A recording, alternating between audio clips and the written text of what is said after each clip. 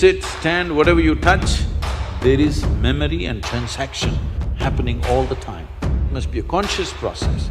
If it's a compulsive process, then you will pay the price for it. It is not that this is sin, that is sin. The question is, what is your priority in your life?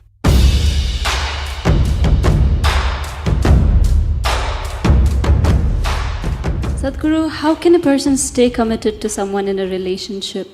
Is it natural to love someone and yet be sexually attracted to others? What should be the proper course of action that should follow, or how does one handle this? See, there is a psychological integrity, there is emotional integrity, but there is a biological integrity also. Integrity does not mean morality. Integrity means you create a situation where it works best for you. So when we say integrity, suppose I say, there is a certain integrity to my body, this means it's strong and resistant to a whole lot of things, isn't it? It doesn't mean I'm morally stuck in something. So I'm talking about… I want you to understand the word integrity in that context. We're talking about integrity in terms of strength of this life. So if that is the thing, is it true? Do you remember how your great-great-great-great-great-grandmother 10 generations ago looked like?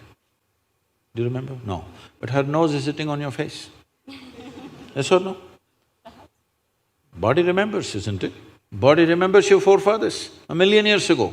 Yes or no? So what you're calling as my body is a heap of memory, isn't it so? It is. Memory or no? See, now from Nepal you came to Shillong, you eat a lot of this Meghalaya food, your features won't change because your body remembers what is your genetics, no matter what. Or you start eating, let's say, cow's food or dog's food, your body will not get confused and become a dog or a cow because there is evolutionary memory in this. Do what you want, it never gets confused, isn't it? You start thinking I'm a dog and start barking like one, still the body won't change. Yes or no? Mentally you can, but body has such a deep-rooted memory. So this entire body, what you have, is essentially a certain integrity of memory. If that loses that memory integrity, then you will see it will become vulnerable to so many things. Now, the nature of the body is such that anything that you touch with a certain level of involvement will naturally absorb that memory. Not mentally, physically it'll absorb that memory.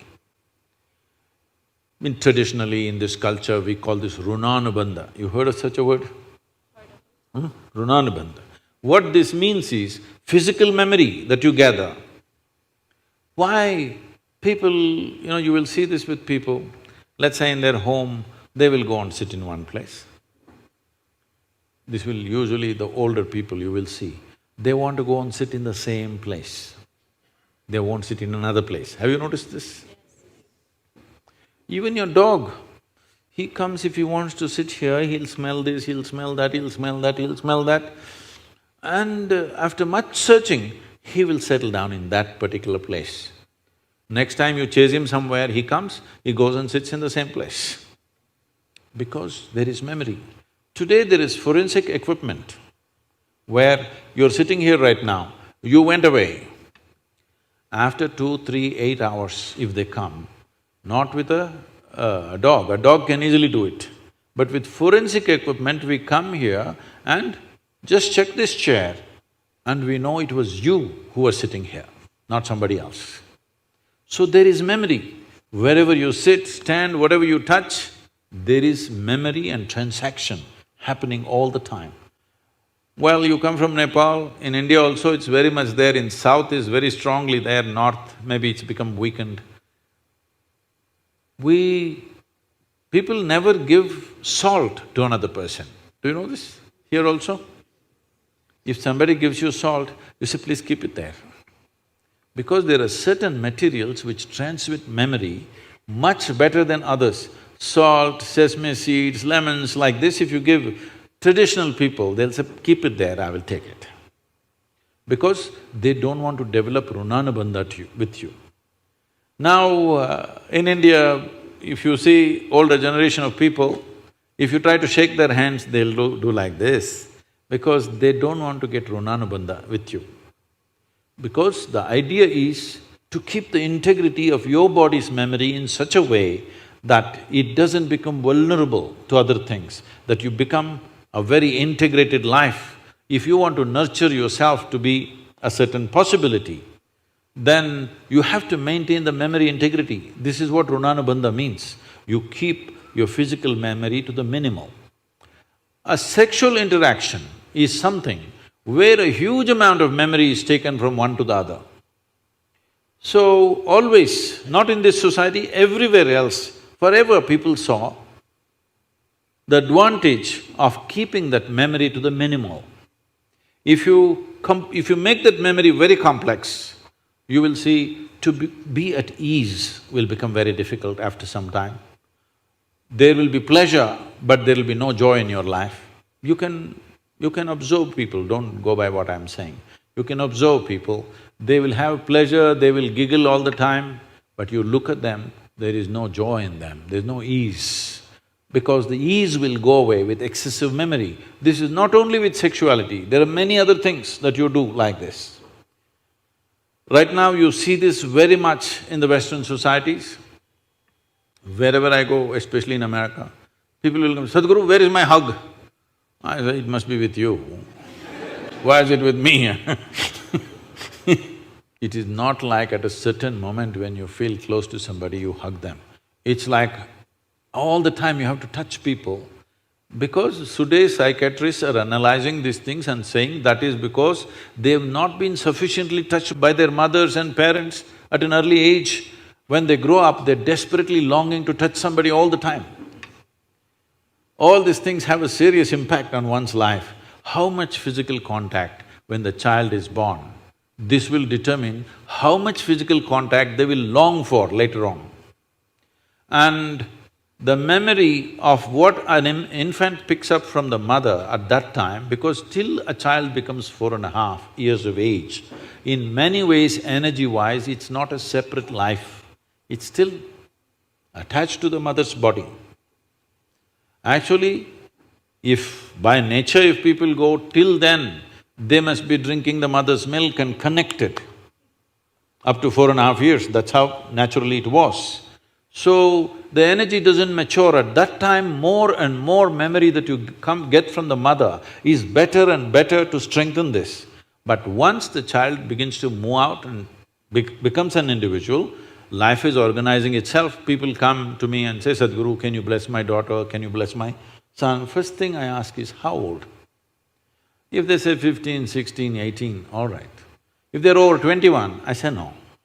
Because me blessing you, blessing will not go to your child. You may still think emotionally that's my child, but as far as life is concerned, it's become fully separate. Generally, the course of life is considered to be approximately 84 years or 1008 cycles of the moon. The cycles of the moon and our body is very directly connected. Only because our mother's bodies were in sync with the cycles of the moon, we are born, otherwise we wouldn't be born, isn't it? Hello? So, a full life is considered 1008 cycles of the moon, which will approximately considered as 83 to 84 years. So if one crosses 84, it's considered a full life.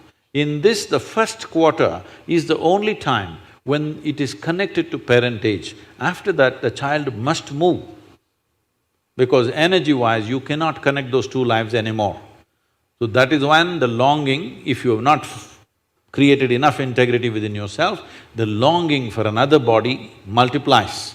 Even though the hormonal phase may be higher between 15 to 20, the longing to bind and bond with somebody increases after 21 years of age, because unknowingly you're like a satellite who fell off the main mother.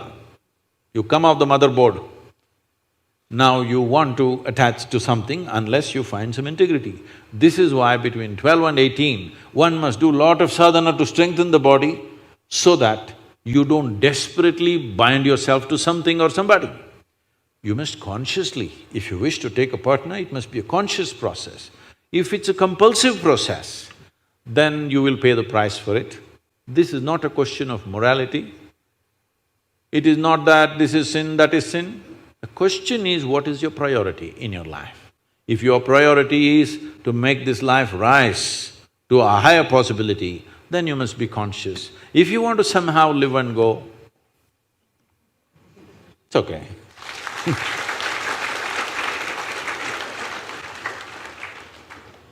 Thank you, Sadhguru. I'm sorry if I discouraged You just answered my question, Sadhguru. Thank you so much for that.